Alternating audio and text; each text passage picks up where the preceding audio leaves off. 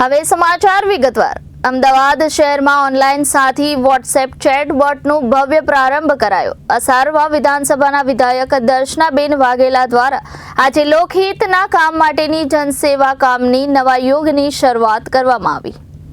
દેશમાં વધતી જતી સોશિયલ મીડિયાનો પ્રસાર જે હવે ડિજિટલ ઇન્ડિયા તરીકે ઓળખાય છે, તો આવા જ સમયમાં સરકારની તમામ યોજનાઓ હવે ઘર બેસીને વોટ્સએપના માધ્યમથી ઓનલાઈન સાથી વોટ્સએપ ચેટબોટનો ઔપચારિક લોન્ચ કરવામાં આવ્યો હતો। આ ઇનોવેટિવ પ્લેટફોર્મનો જે નાગરિકોને સરકારી યોજનાઓ અને સુવિધાઓ સુધી સરળતાથી પહોંચી શકે તે માટે ઓનલાઈન સાથીએ નાગરિકો માટે એકમાત્ર મંચ છે। દેશના નાગરિકો 9377774899 પર મેસેજ કરીને સરકારી યોજનાઓ વિશે જાણકારી મેળવી શકશે। તેમજ 24 કલાક અને 7 દિવસ મફત સેવા એટલે કે કોઈ પણ સમયે માહિતી મેળવી શકાશે। જે ગરીબ અને મધ્યમ વર્ગના લોકો છે એને સરકારી યોજનાનો લાભ કેવી રીતે મળે એના માટે અવગત કરવાના છે। જે ગરીબ લોકો છે એ લોકોને સરકારી યોજના માટે કયા ડોક્યુમેન્ટ પણ આપવાના છે ત્યાં સુધી આ લોકો આ ચેટ દ્વારા એ લોકોને માહિતગાર કરવાના છે।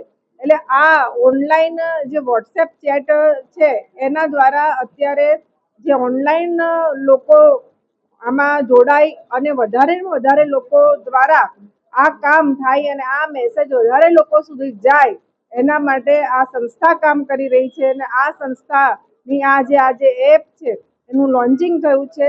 આજે આ જે ઓનલાઈન ચેટ વોટ્સએપ દ્વારા જે લોકોને આ માહિતી મળવાની છે તે બદલ હું આ જે સંસ્થા છે એ સંસ્થાને હું ખૂબ અભિનંદન આપું છું।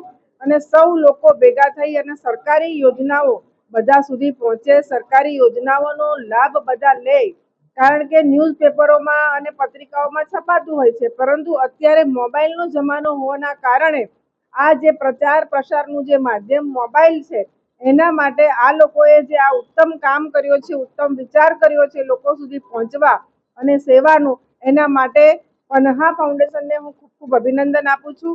અને સૌ લોકો સારું કામ કરે અને અમારી પણ એમને કંઈક જરૂર પડશે તો અમે પણ એમને મદદરૂપ થઈશું અને સરકારી યોજનાઓનો સૌ લોકો લાભ લે એના માટે હું આ સૌ લોકોને અભિનંદન આપું છું। અને આ ચેટ દ્વારા સૌ લોકો આનો લાભ લે એવું હું પણ ઈચ્છું છું। ભારત માતા કી જય, જય જય ગરવી ગુજરાત।